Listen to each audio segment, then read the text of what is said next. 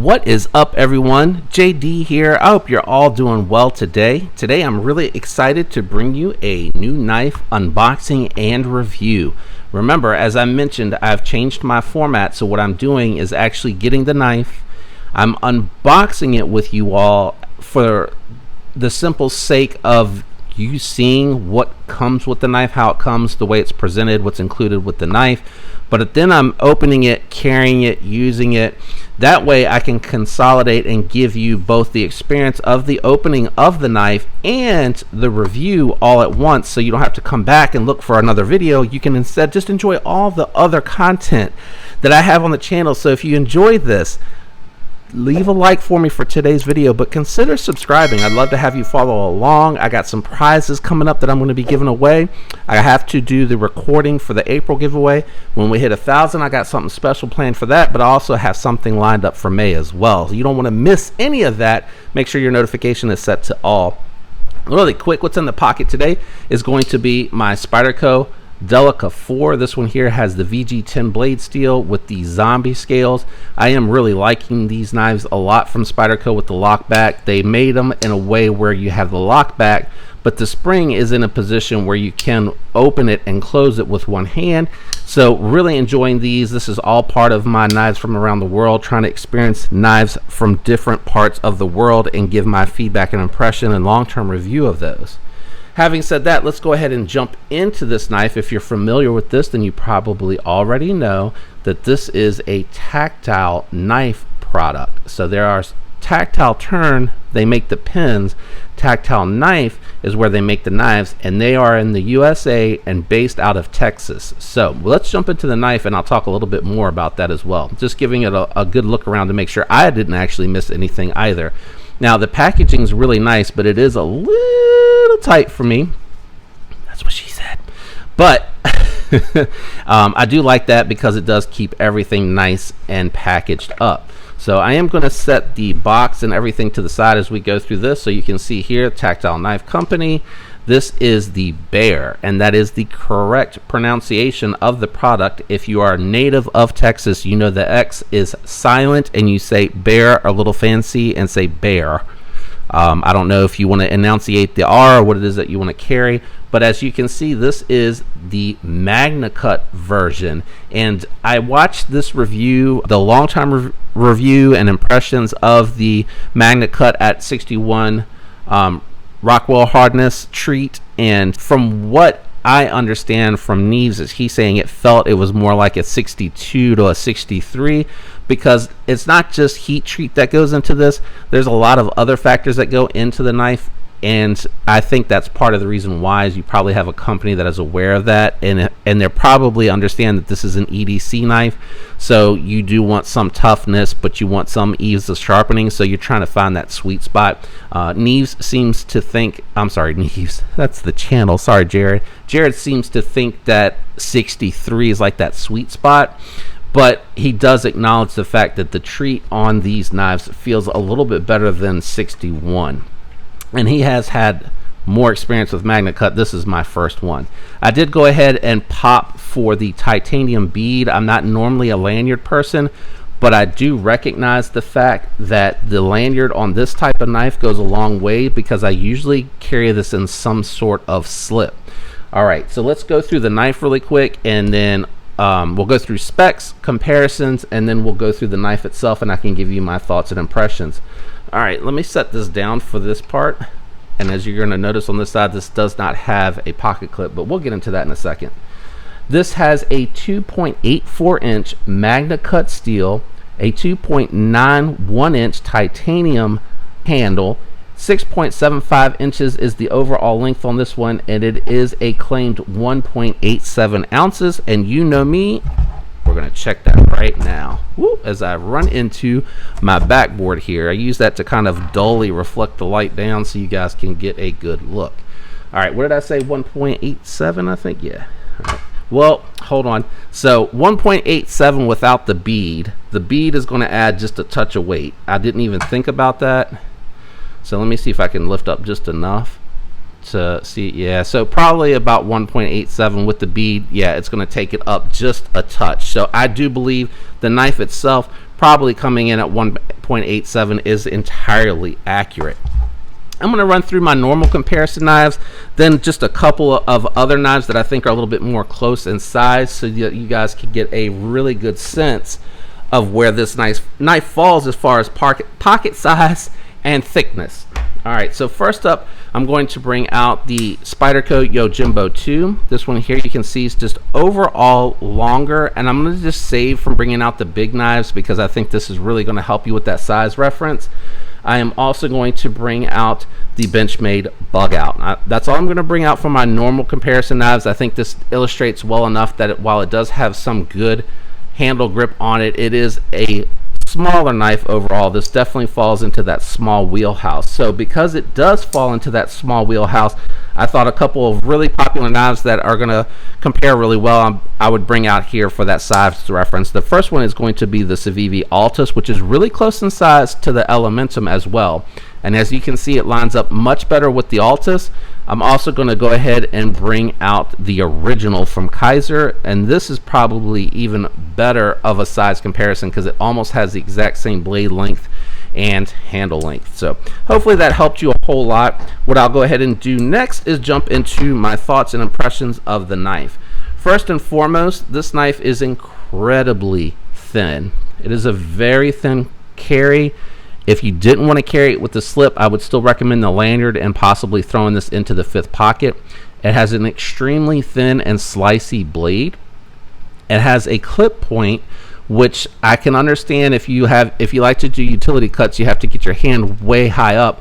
But when I think of this type of knife, I think of it as a more traditional knife. You're going to get into your packages. You might cut some strings, some rope. If you're breaking down a box with this, just remember, don't use your thumb if you're trying to push through anything, or if you're trying to detail work. You got to remember not to put your thumb on the blade, because while it does have a nice half stop, that half stop is still going to let it kiss the finger and possibly even need stitches. And no, that's not what happened here. But I just want you to be careful, because that can happen if you're trying to push, and it does require a lot of tension for it to break. I'm using this finger for safety, but I just want you to see it does want to move up. So when you're doing any type of detail work, just make sure that you're working through it, and then when you're finished with your push, it should come out cleanly and it shouldn't want to bounce. If you have the habit of putting your thumb up there and you're trying to do some detailed work, you got to be really careful not to let it go past whatever it is you're working on, because it could snap and want to go down, and you don't want that to happen. Now, the texturing on here, and I'm going to come this close and zoom in the rest of the way so that you can see the texturing on here, is really nice, and it helps because this is really thin in hand, so it does feel like you don't have a lot to grip onto. But as soon as your fingerprints start to catch on that and it starts to make contact with the finger here, it does feel very secure and locked into place. It is a solid 3.5 finger grip for me without having to move up or anything like that. And again, it does a good job of doing what I typically am going to do with something like this. A slip joint, I'm really opening packages, opening boxes, and just cutting some stuff that I might need to open and get into, tags, strings, things of that nature. If I'm breaking down a box, I'm generally not doing it with this, but I'm not saying you couldn't. I bet you probably could all day long, and it probably is going to cut through that box just fine. Now, if you have to cut a piece of cardboard or cut away some cardboard, if you're breaking down a knife box, like the ones that you get from Blade HQ, DLT, etc., this will do that just fine. But just remember, don't put your finger on the back of the blade to push through anything. Let it come up into the hand and push through that way, and let it have that resistance pushing it back. When it comes out, it's not going to bounce, and I probably shouldn't do that, but it's not going to bounce. It's going to stay locked in. Now let's talk about the lockup on this one here. It does have a nice sounding half stop. I do have the fan going in the background. I apologize if you hear that a little bit. I'm actually better at this right-handed.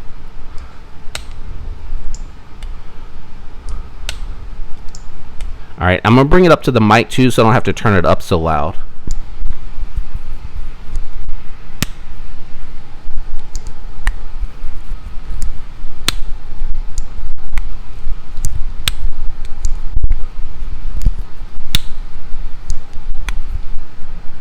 All All right, so hopefully you were able to hear that without me having to turn the volume up too loud. It takes a minute with this one because I had to find a sweet spot of the tightness because I didn't want it to have any lock rock, which it doesn't. It's locked up solid, but when I got it, it was over tightened, and it would hit here and it would bounce, and then it would get locked up here into this position. So you can even see here, I probably need to loosen it up a little bit because the lock spring is getting sandwiched and it's not releasing. So let me do that on screen really quick because I did actually bring my tool out here for a different video. So I will actually show you on screen. You can find a sweet spot. I actually was trying to go just past the sweet spot earlier so I could see how tight I could actually get it without it feeling super loose like with side rock. So this is probably just a touch too tight, and with a knife this small, and let's see, that was just like the smallest click. There you go.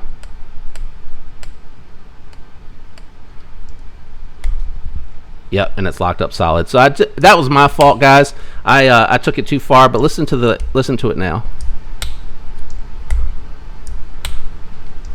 Couple more.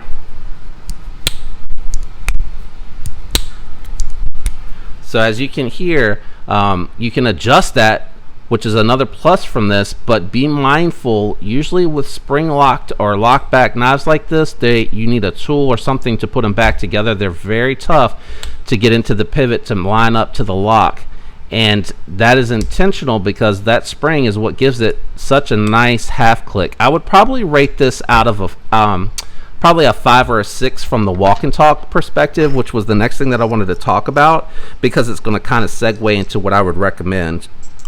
Now, keep in mind, this is Magna Cut, which is the latest and greatest hotness out there right now. And with that comes a little price of admission. It is a made in the USA knife, which I really do like, and always recommend supporting when you can, but this is an easy recommendation because it's a made in USA knife that's really well done. They even shipped it to me with the lanyard installed, with the bead installed, and they even did the threading, which I know takes a little bit extra time, and I appreciate that fact. It is even textured on the bead to match, which I really liked, but I thought the black lanyard with the titanium would look really good, have a nice clean look against it. What would I recommend if you're considering this knife? Because it is a little bit pricey, but I think worth it. I think it's worth every single penny, and it is a knife that I can recommend. Well, the other knife that you could take into consideration is going to be one that has M390, which is 20 CV's counterpart, titanium bolsters, and micarta. What is that? Micarta inserts. You can get them with carbon fiber or you can get them with wood.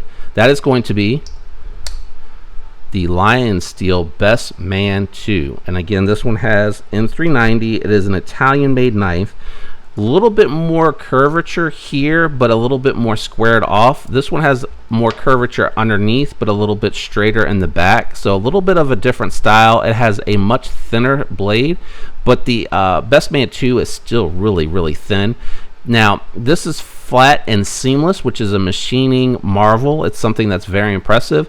This one here is chamfered halfway down the spine of the knife and all the way down the lock back, which makes it super comfortable. Don't mind, this gets used, if you can't tell, don't mind the the dirt and grime in there, but that's a really nice feature. Now, when you talk about walk and talk, one more time,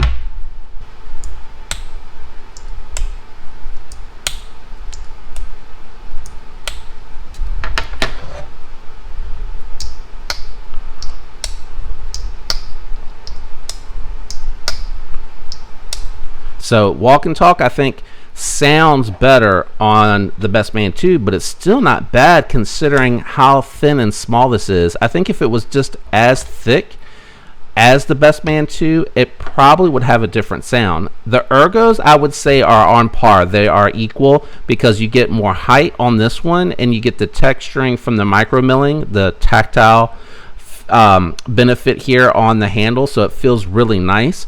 But they went ahead and made this one a little bit skinnier, but they made it thicker across, and the micarta does give a really good grip. I like the spear point a little bit better because it does help with the utility cuts if you're trying to cut out, say, like a label or something on paper. You can do it with this one. You just would have to go up higher for more precision cut through that label, whereas you don't really need that with the spear point. And I will say, I think the M390 on the Best Man 2 is really well done. It has held up well. It's very slicey, has a nice thin geometry, so really well done. That could be a consideration if you're looking for an alternative, and it is a slightly cheaper buy. The last thing that I want to talk about, and I know it's running a little bit longer than usual, but keep in mind this is consolidating the unboxing and the review video, is how I'm carrying it. They do offer a slip if you just wanted to carry the slip itself, but for me, I actually do enjoy carrying it in the hitch and timber organizer with my titanium flashlight and titanium pin.